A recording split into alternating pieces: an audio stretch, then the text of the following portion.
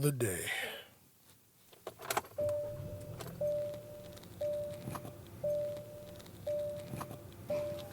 All right, let's ride.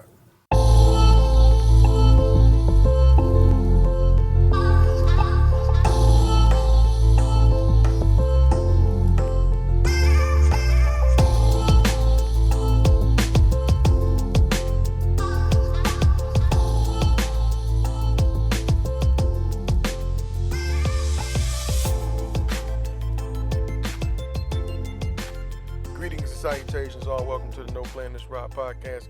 This is episode number 82, hosted by Blackout. There's a lot of things I want to get into, a lot of stories in the news, and some other things I just happen to be thinking about in relation to music, sports, whatever.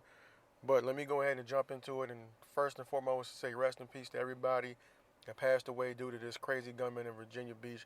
That shit is terrible. It's terrible. And I don't know much about it. All I know is that at first there were 11 people shot, 6 injured, and now there's 12 dead and 5 that have been injured. And I just want to say that why is this normal? Why am I not bothered by this as much as I should be?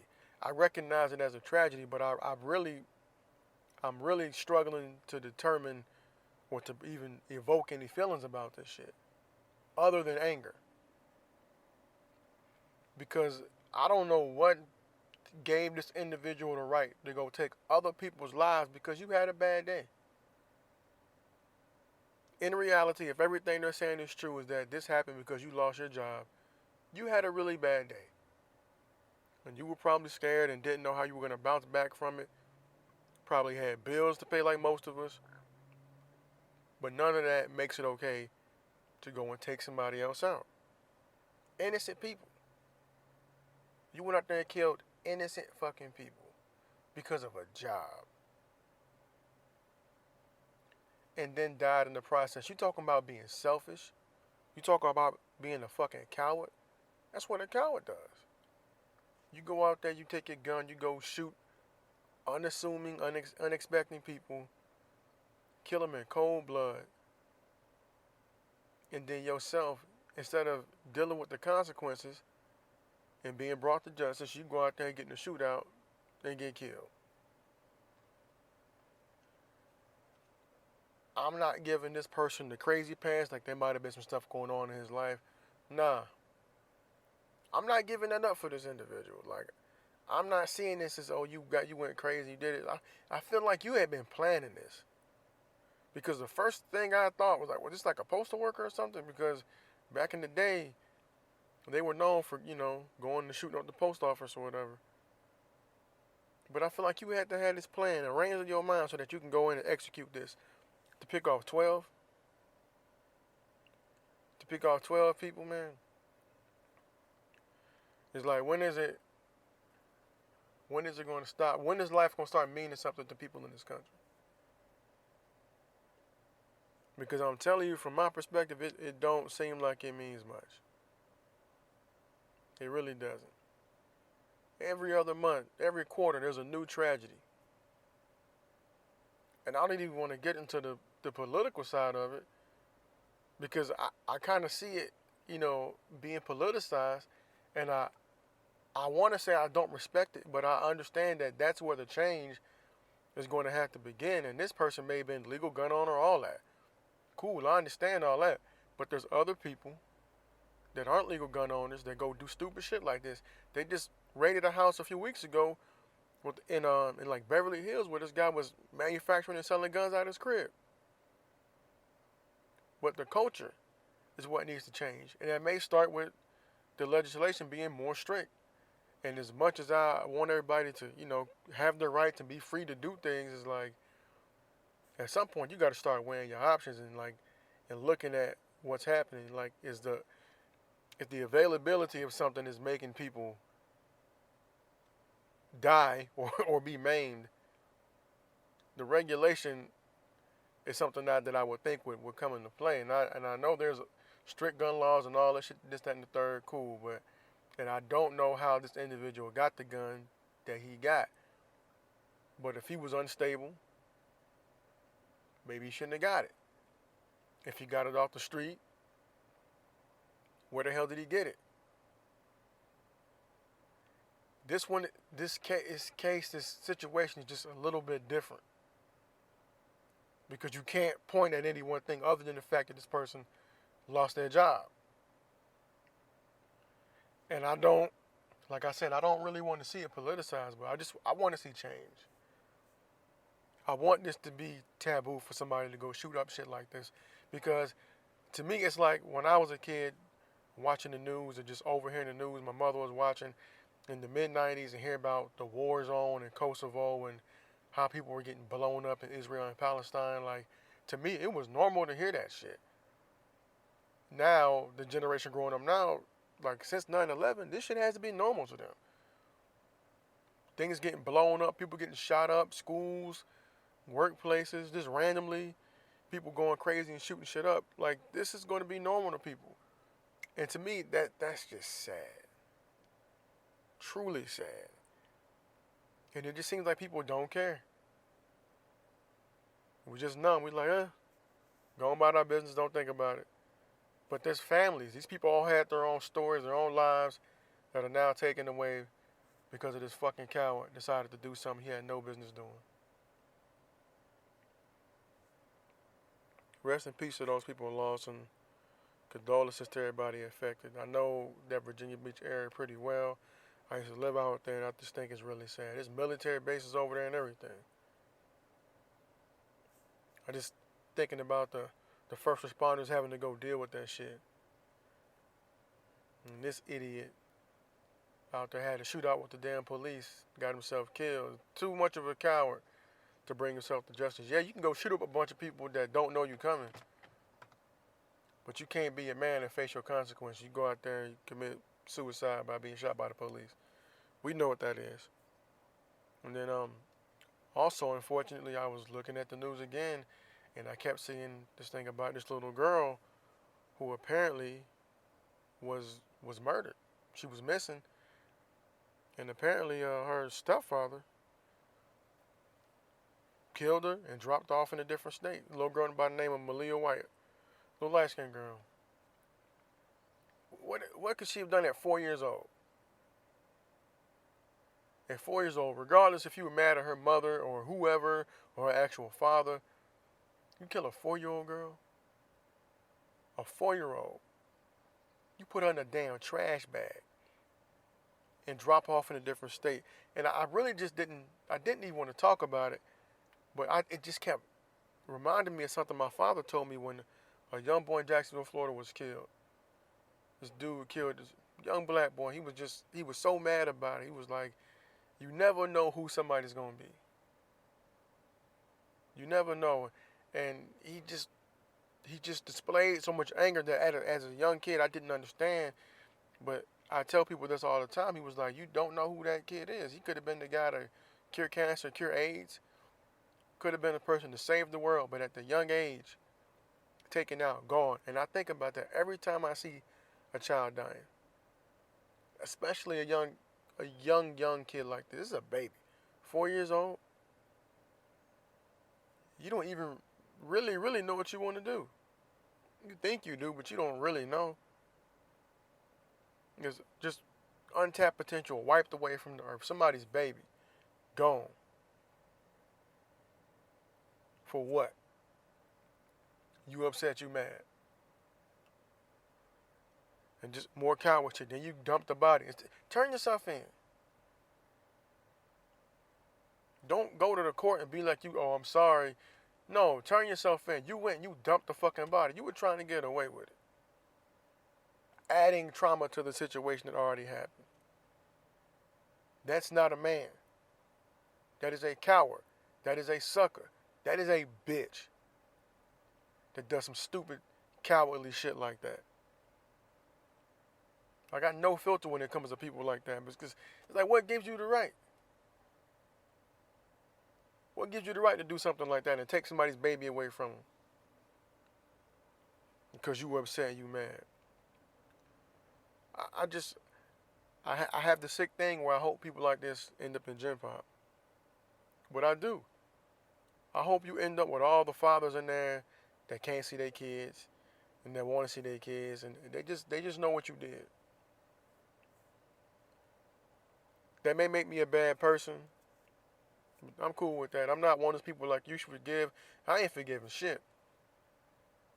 I'm not one of them people that, oh, you should forgive, better place. Nope, not me. Not this guy. I'm not the one for that shit. Two eyes for one. I'm one of those. I just, man, it's got me wound up. I may not sound like it, but I'm actually really angry about this whole situation. I just wish this was being put out there more than other stuff. But job creation and all this other bullshit. And just speaking of just news, I came across something, and I don't mean to switch gears this fast, but I'm terrible at doing segues anyway, so I just go into it.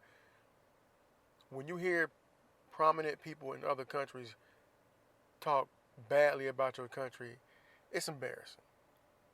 Especially when they talk about high, upper echelon leadership.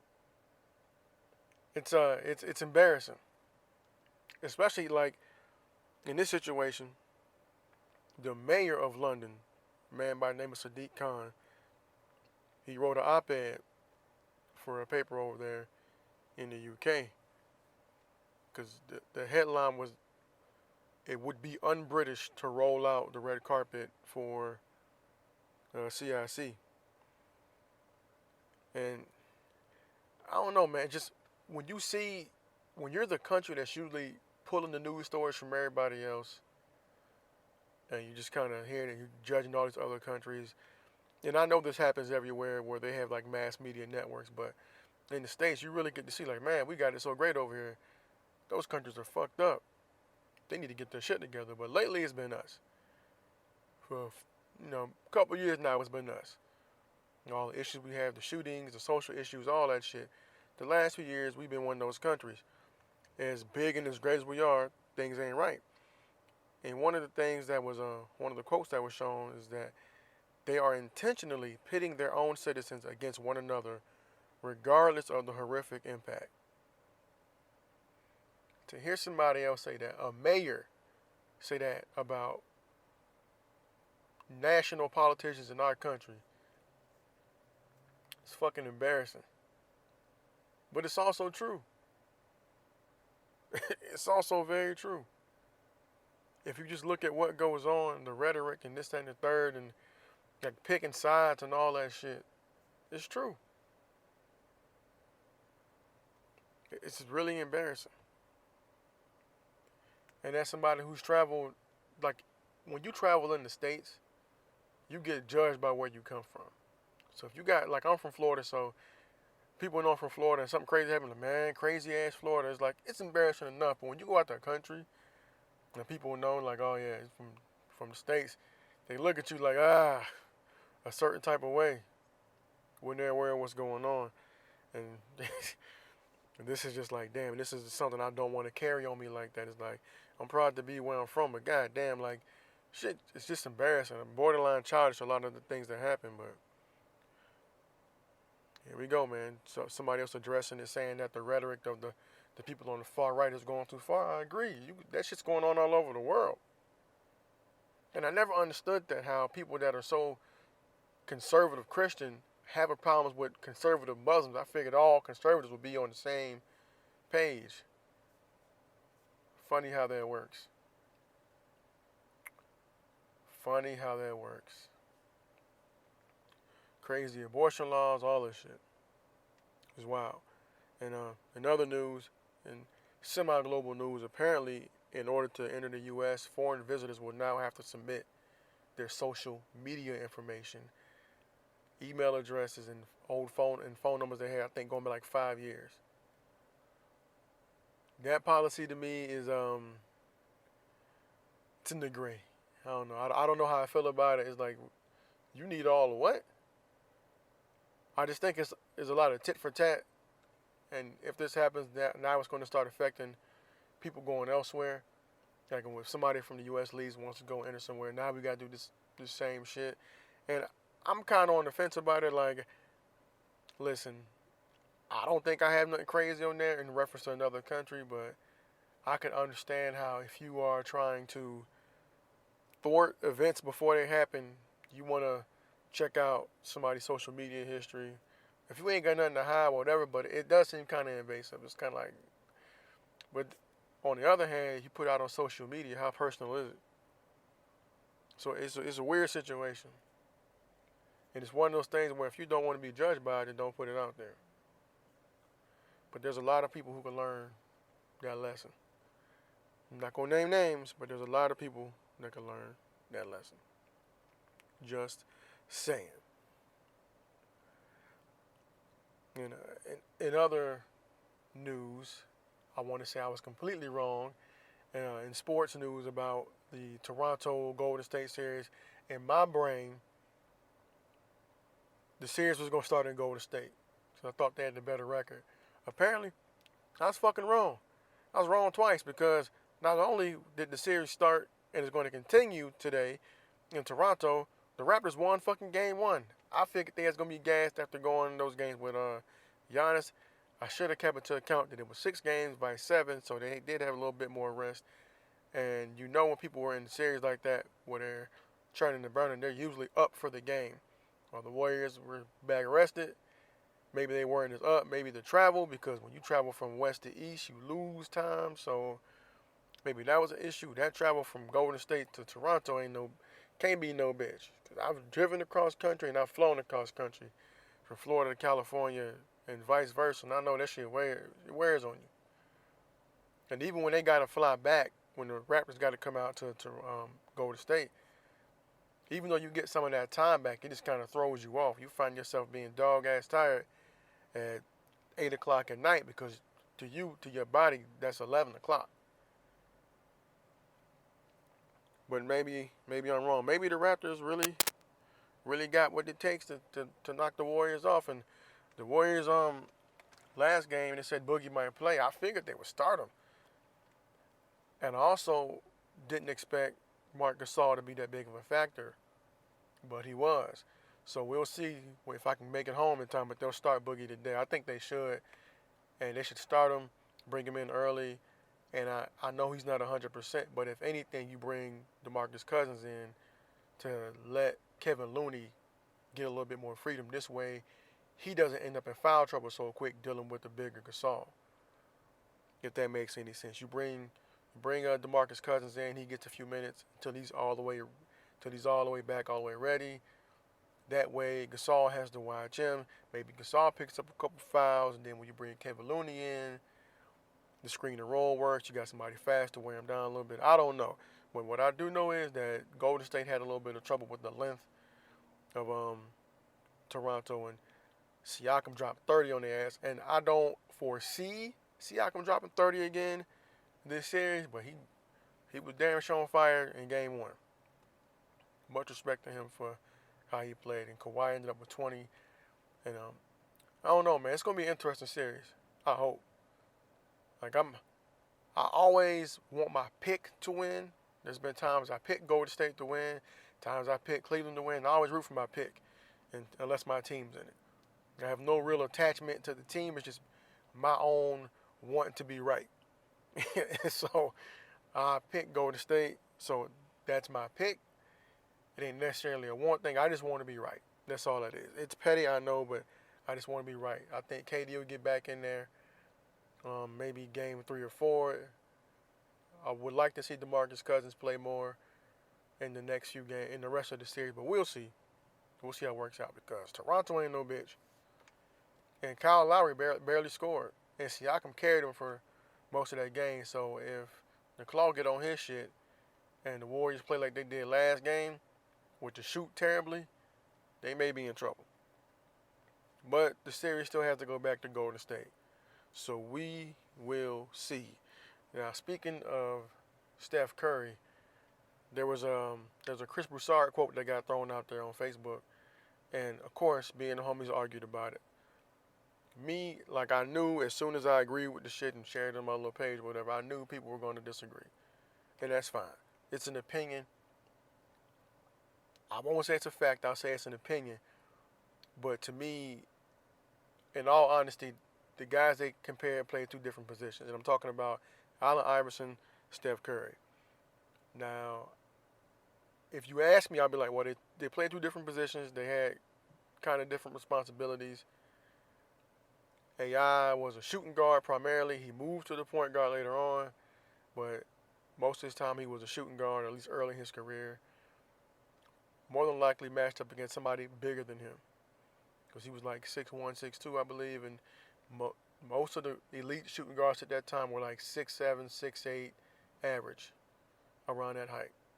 So he was having to go up against Ray Allen, Kobe Bryant. I don't know if T-Mac was playing the two at that point. He may have been.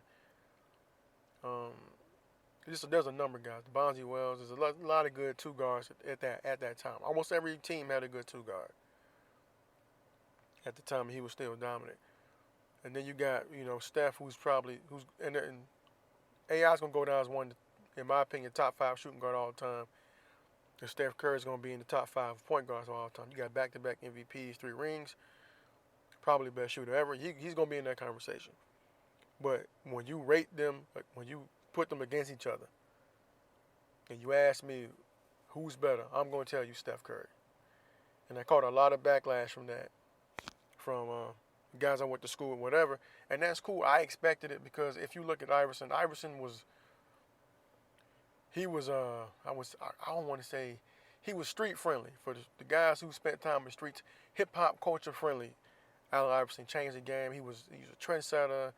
Everybody wanted his shoes, the crossover, the tattoos, the jewels, all that. We grew up with AI. And he was very important to urban culture. So I can really understand people feeling attached to him as like, nah, there's no way Steph Curry's better than him. Steph Curry didn't have the upbringing AI had. Steph Curry had I'm going to assume, a comfortable upbringing. His father played ball. Seems like he led like a charmed life. Now, throwing that out and just looking at the two basketball players, you giving me a guy who is undersized in his position, who's going to drive to the rack a lot, and take volume shots, may not hit them, great handles, and can play defense. He can play really good defense. He led the league in steals 3 times. That's what I'm getting from AI. He can score. He's led the league in steals 3 times. He can get inside and score amongst the bigs. He can drive. He's got the mid-range game going. He's one of the best to ever do it. Cool. But you give me a guy that can shoot from 30 feet, that's a willing passer, that's constantly moving without the ball, that plays defense, his game is going to open up the court for other people.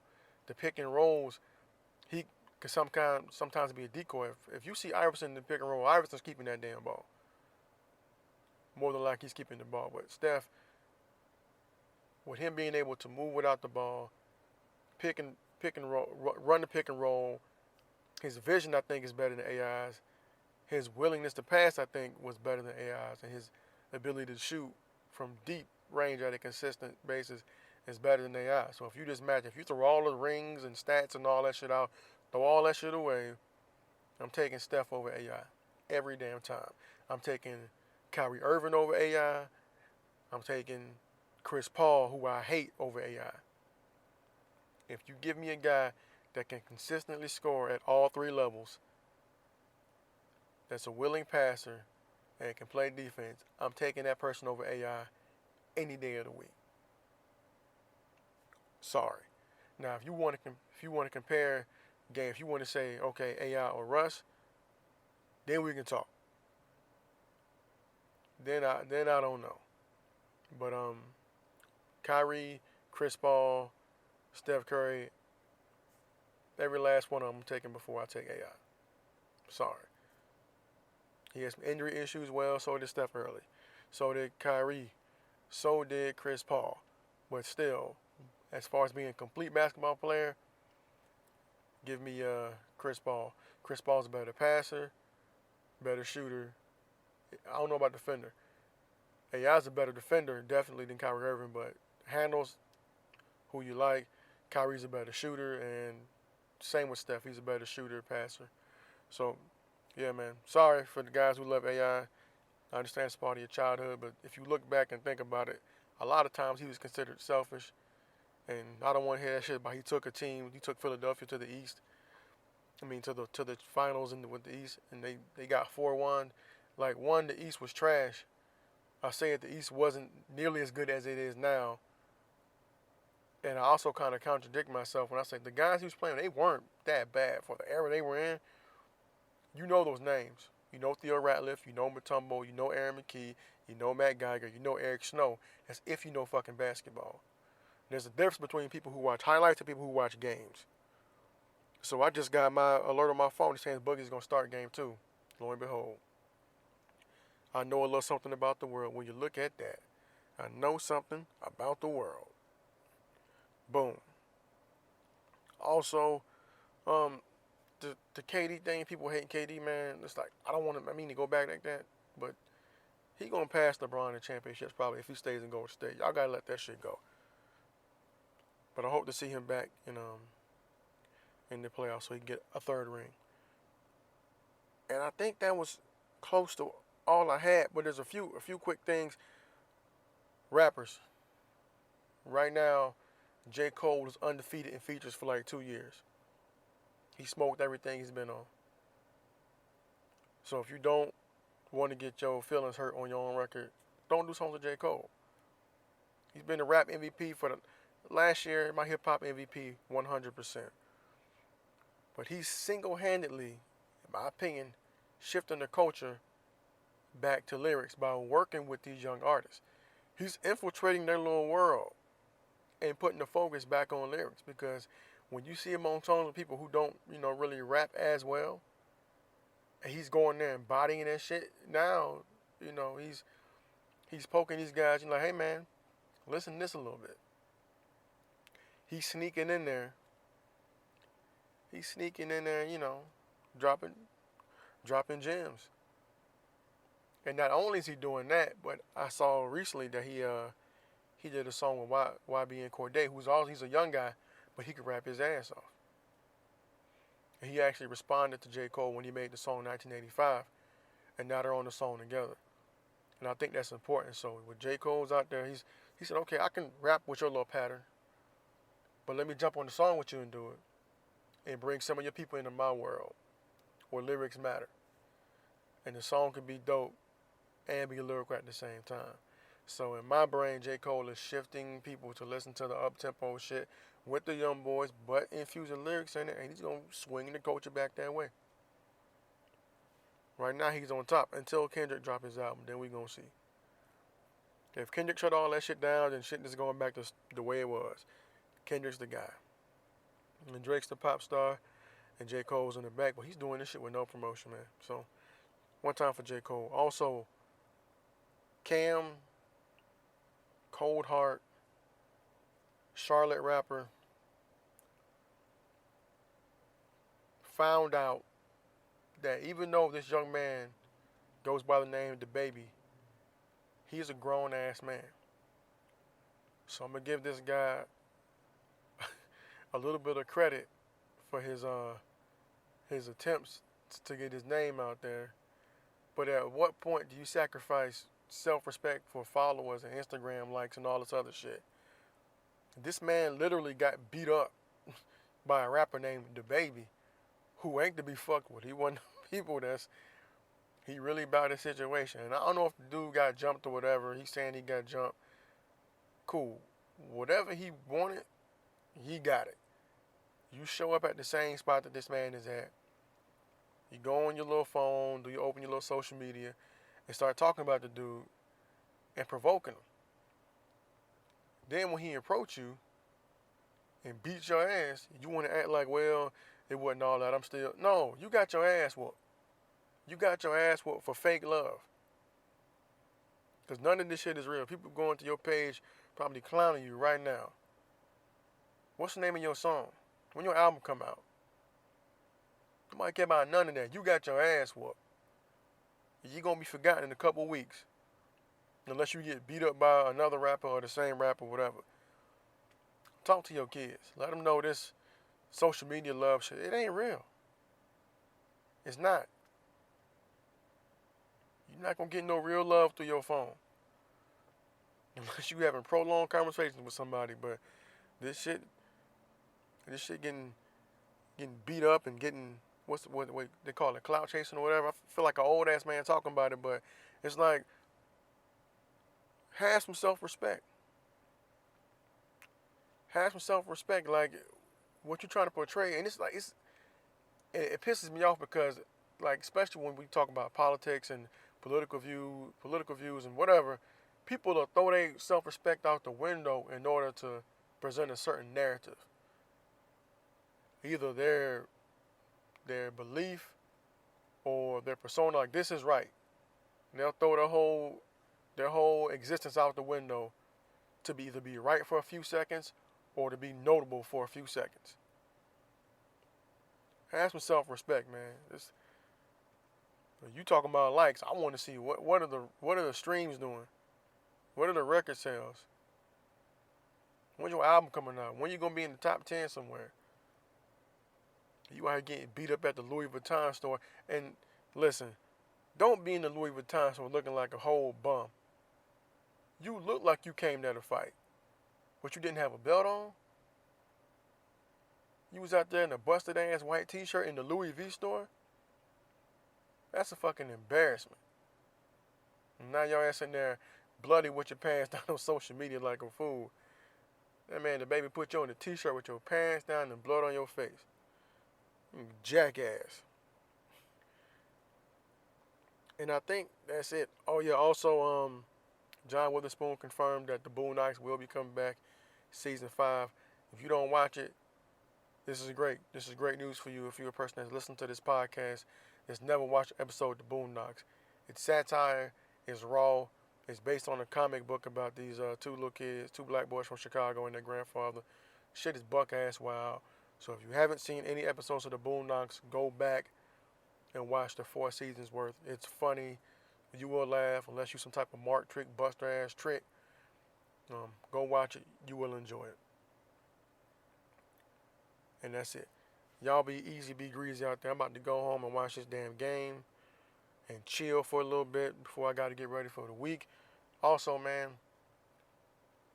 jerk turkey legs are the shit. I tried to do something this week and I smoked that shit. I didn't smoke it. I roasted it in the oven, but the shit was delicious. I'm about to go fuck it up and drink some beer right now.